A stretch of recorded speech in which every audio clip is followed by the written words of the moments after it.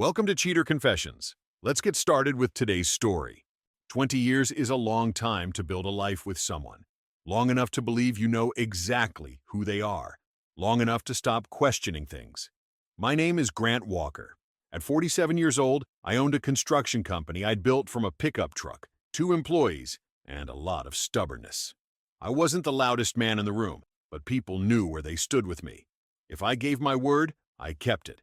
For 20 years, I thought my wife Nancy was the same. We met when we were young. She was ambitious, smart, and could walk into a room full of strangers and leave with 10 new friends. I liked that about her. We built a family together. Our son John was 22 and finishing business school.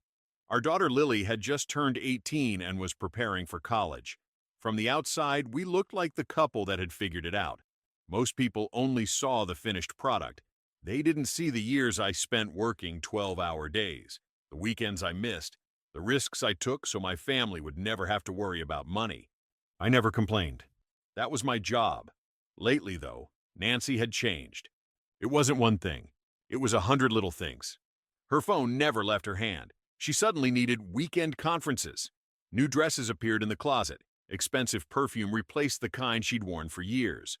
One evening, I walked into the kitchen and found her smiling at her phone. The smile disappeared the second she saw me. "Good news?" I asked. She locked the screen. "Just work." I nodded. "Must be some funny work." She laughed a little too quickly. "You're imagining things." Maybe. Maybe not. I wasn't the kind of man who chased suspicions without facts. Facts mattered. A week before our 20th anniversary, I decided to clean the storage room above the garage. Nancy had been asking me to do it for months. Late Saturday afternoon, I was sorting through old boxes when I found a dusty suitcase pushed into the far corner behind Christmas decorations. It wasn't locked. Inside were old photo albums, tax records, and beneath them, a black leather diary. No name, no label, just a worn leather cover. I almost put it back. Then I opened it. The first sentence stopped me cold. If Grant ever knew what I've really been doing, he'd never forgive me. And just like that, 20 years of marriage became a question mark. I sat down right there on the concrete floor of the storage room. The diary was thick, hundreds of pages. The first entry was dated almost 3 years earlier. I started reading. 10 minutes later, I wasn't surprised anymore. I was learning details. Nancy wasn't having an affair. She was living a second life. The first name I saw was Victor Crawford. I knew Victor. Everyone in town knew Victor. He owned a popular steakhouse downtown and liked to act like he was the most important man in every room. The entry described hotel rooms, secret lunches, and lies Nancy told me to cover them. I kept reading. Then came another name, Brandon Whitaker, a real estate investor, married, 2 kids. Apparently that hadn't bothered either of them. By the time I reached the middle of the diary, I stopped counting names. Some relationships lasted months, some lasted days. One thing stayed consistent. The way she talked about me. That part hit harder than the affairs. Not because it hurt, because it showed me who she really was. Grant thinks working hard makes him impressive. He walks around like some kind of provider. It's predictable. Sometimes I look at him and wonder if he's ever had a spontaneous thought in his life. Page after page, mocking, belittling, laughing at the very things that built the life she enjoyed. I kept turning pages. Then I found something worse. A section marked with a date 6 months away. A plan. Not thoughts, not fantasies. A plan. Nancy intended to leave after Lily started college. She had already chosen an apartment, already researched attorneys, already opened a private bank account, and she wasn't planning to leave empty-handed. Several entries described moving money without telling me. Not huge amounts, small transfers, amounts designed not to attract attention. 500 here, 1,000 there. Over time, it added up. The final entry I read that night was written only 4 days earlier. 6 more months, then I'm free. Grant will never see it coming. Men like him never do. I closed the diary. My hands were steady. My breathing was steady. I wasn't angry. Anger makes people sloppy. What I felt was clarity. Nancy thought she was smarter than me. Maybe she had been, until she left her entire playbook sitting in a suitcase above my garage. I looked at the diary one last time. Then I smiled. "You're right about one thing, Nancy," I said to the empty room. I never saw it coming. I stood up, picked up the diary, and walked out of that storage room. Because now that I knew the truth, the game had changed. And unlike Nancy, I wasn't planning to lose. The next morning, Nancy sat across from me at the kitchen table drinking coffee. She looked exactly the same as she had the day before. Same smile, same voice, same wedding ring. The difference was that now I knew who I was looking at. "Big plans today?" she asked. "Couple meetings," I replied. "You've been busy lately." I took a sip of coffee. "Finishing something important." She smiled. "That mysterious, huh?" "Something like that." For the next 2 weeks, I became very busy. Not emotionally, strategically. The first person I called was my attorney, Benjamin Collins. We met in his office the same afternoon. I placed the diary on his desk. He spent 20 minutes reading excerpts. Then he looked at me. "Is all this real?" "Every page." He leaned back in his chair. "Well, your wife certainly likes documenting things." "I need options." "You need protection," he corrected. By the end of the meeting, we had a plan. The hidden bank account was easy to trace. The diary practically gave us directions. Nancy had been careful, just not careful enough. Within days, Benjamin's forensic accountant uncovered years of transfers, nothing illegal, but enough to prove she was preparing an exit strategy. Meanwhile, I quietly secured my company assets. Every major account was reviewed. Every piece of paperwork was updated. I wasn't going to spend years building a business just to watch someone walk away with half of it through manipulation. At home, Nancy remained completely unaware. If anything, she seemed happier. One evening, she came downstairs wearing a new black dress. "How do I look?" she asked. I looked up from my laptop. "Expensive," she laughed. "That's not an answer. It's the answer I'm giving." For a second, she looked annoyed. Then her phone buzzed. A smile appeared immediately. There it was again. That smile. The one she never gave me anymore. She grabbed her purse. "Showing a property tonight." "At 8 o'clock?" "Some buyers work late." "Of course." She kissed my cheek and headed for the door. I watched her leave. The second her card disappeared, I opened the diary again. Another name appeared in an entry I had missed. Nathan Pierce, a local business consultant. According to Nancy, he believed she would leave me before Christmas. Interesting, because Christmas was exactly when she planned to leave. Everyone had a role in her little fantasy. Everyone except me. But that was about to change. 3 days later, I booked a private room at the most expensive restaurant in town for our 20th anniversary. The manager sounded impressed. "Big celebration?" "The biggest," I said. Then I paid the deposit. Because Nancy thought our anniversary would mark the beginning of her new life. I intended to make sure it became the end of the old one instead. The anniversary dinner was scheduled for 7 o'clock on a Friday night. By 6, I was already at the restaurant. The private room overlooked the city through floor-to-ceiling windows. Soft lighting, white tablecloths, expensive wine, exactly the kind of place Nancy loved.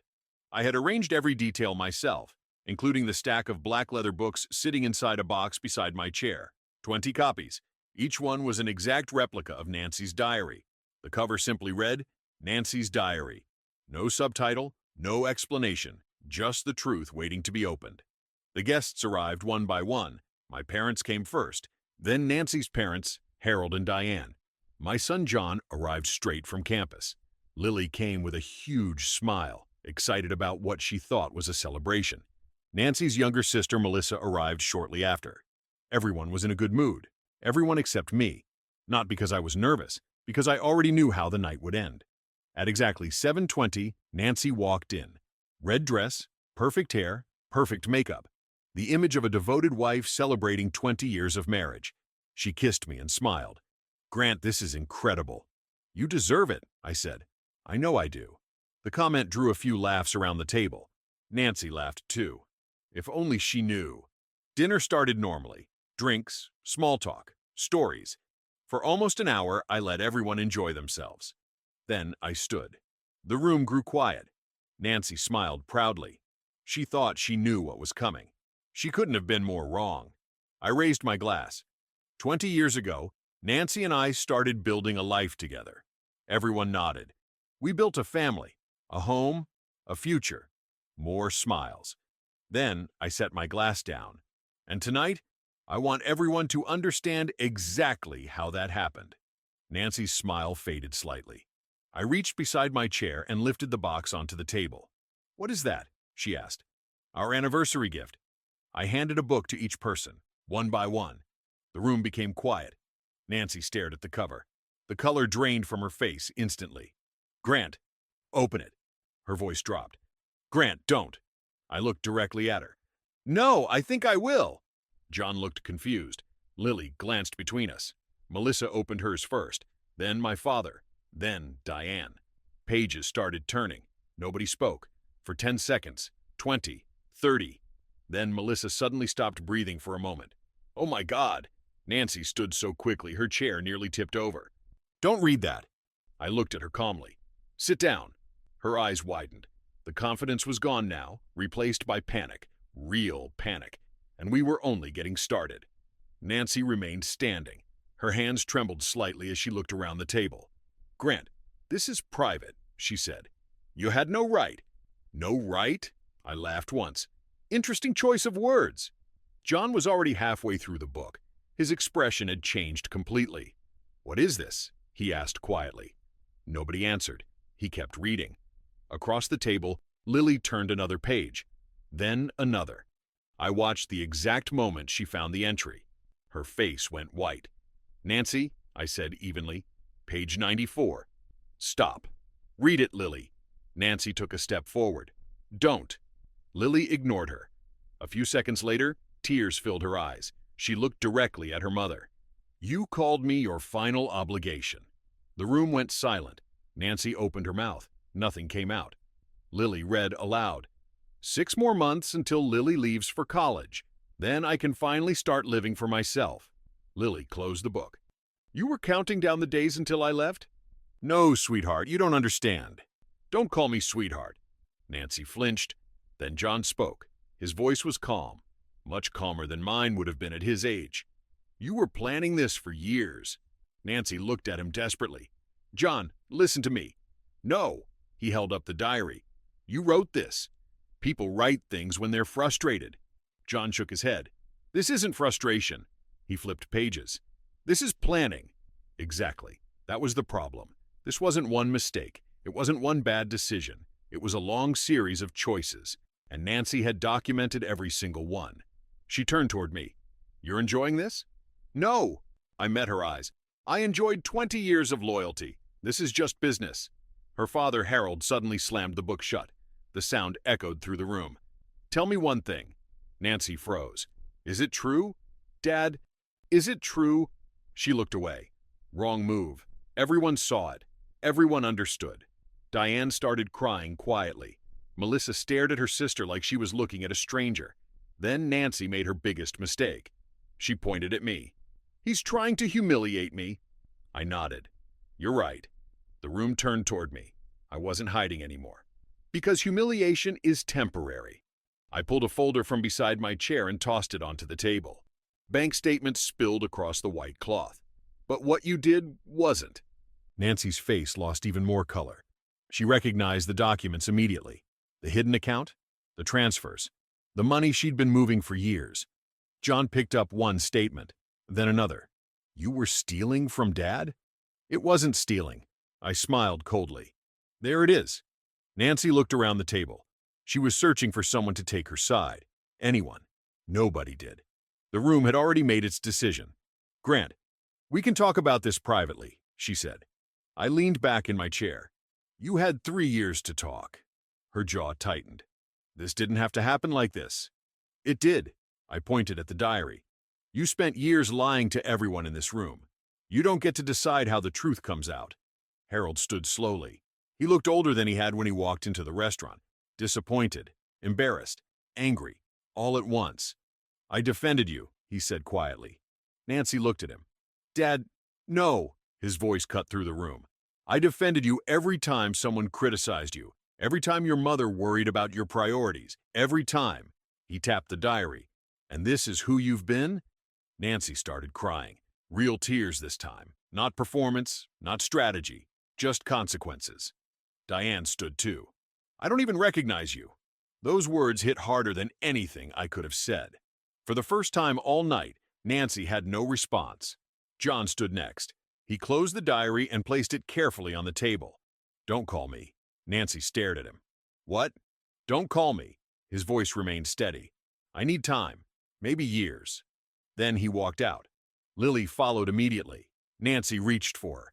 "Lily, please!" Lily stepped away. "No!" That one word seemed to break something inside Nancy. Within 60 seconds, the room started emptying. Melissa left, my parents left, Harold and Diane left. One by one, nobody hugged Nancy. Nobody comforted her. Nobody blamed me. Soon the private dining room was almost empty. Just me and her, exactly where we had started 20 years earlier. Only now there was nothing left between us. Nancy sat down heavily. "You destroyed my life." I looked at her for several seconds. Then I shook my head. "No." I pushed the diary toward her. "You wrote your life." She stared at the cover. I continued. "I found it." That was the difference. Nothing more. Nothing less. The divorce papers were already prepared. Benjamin filed them the next morning. The hidden accounts, the documented affairs, the financial planning.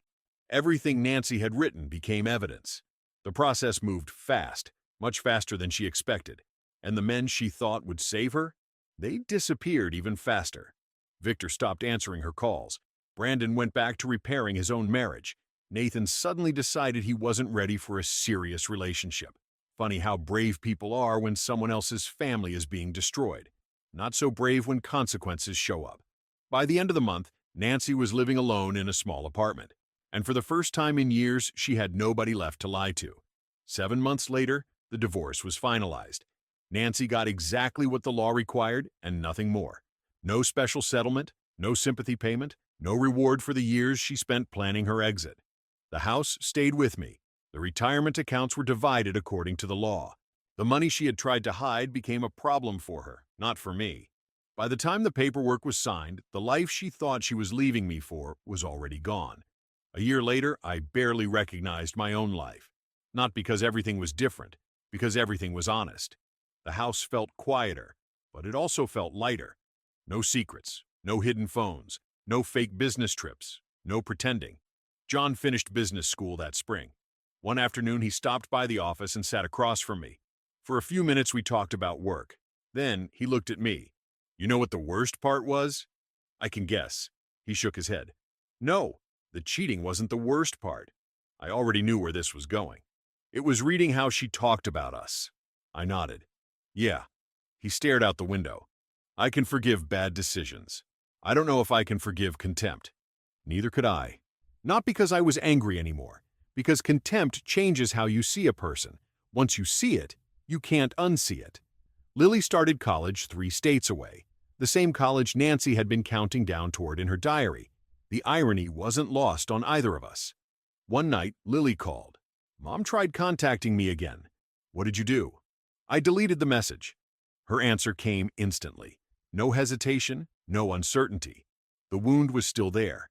It just wasn't controlling her anymore. As for Nancy, word traveled. Not because I chased her around town. I didn't. People talk, especially in small communities. The real estate office where she worked quietly let her go a few months after the divorce. Her reputation followed her. Clients stopped trusting her. Co-workers avoided drama. Eventually, she found another job in a neighboring town. Lower pay, long commute, no prestige. One rainy afternoon, I saw her for the first time in nearly 6 months. I was meeting a supplier at a restaurant downtown. As I walked inside, I saw her sitting alone near the window. For a moment, neither of us moved. Then she stood. "Grant." I stopped. She looked older, not because of age, because life had finally stopped protecting her from consequences. "I just want to talk." "No!" The answer came immediately. She looked down. "1 minute." "You had 20 years." Her eyes filled with tears. "I made mistakes." I shook my head. "Mistakes are accidents." The words landed hard. "What you did was a plan." She didn't argue, because she couldn't. Everything she might have said had already been written in her own handwriting. I walked past her and continued to my table. For the first time since finding the diary, I didn't feel anger. I felt nothing. And somehow, that felt even more final. 2 years after I found the diary, I was back in the same storage room above the garage. The room looked completely different now. Organized shelves, labeled boxes, no forgotten corners, no hidden surprises. I was putting away Christmas decorations when I noticed the empty space where the old suitcase had once been. The suitcase was gone. The diary was gone, but I remembered exactly where I had found it. Funny how one small moment can divide a life into two parts, before and after. Dad? I turned toward the stairs. Lily was standing there, home from college for the holidays. Mom said she'd like to see me, she said. I waited. And? Lily shrugged. I don't want to. Then don't. Simple. No speeches, no pressure. She smiled. That's what I thought. We headed downstairs together. The house was already full. John had arrived an hour earlier. My parents were in the living room debating whose turn it was to host Christmas next year. The smell of dinner filled the house. Life had moved forward, not perfectly, but honestly, that mattered more. As I carried a box into the garage, my phone buzzed. It was a text from Melissa, Nancy's sister. The message was short. She moved again. Another apartment, another job. I stared at it for a moment, then locked my phone. The update meant nothing to me. Nancy had spent years believing she was the smartest person in every room. She thought she controlled the story, controlled me, and controlled the outcome. Most of all, she believed 20 years of marriage made her untouchable. She was wrong, not because I was smarter, not because I was stronger, because she made one mistake. She documented everything, every lie, every affair, every insult, every plan. She created the evidence herself. All I did was open a cover. Later that evening, everyone gathered around the dining table. John was telling a story about work. Lily was laughing. My mother was pretending not to cry while looking at old family photos. The room felt warm, real, earned. I looked around the table and realized something. Nancy hadn't lost her life because I exposed her. She lost it because she spent years tearing apart the people who loved her most. The exposure only revealed the damage. Outside, snow had started falling. Inside, my family was together. That was enough. As the conversation continued around me, I thought back to that dusty suitcase in the storage room. Nancy believed that diary would never be found. She thought it was the safest place in the world for her secrets. Instead, it became the reason everything collapsed. 20 years of lies were hidden inside those pages. The moment I opened that diary, her story stopped belonging to her, and the truth finally took over. Thank you for watching.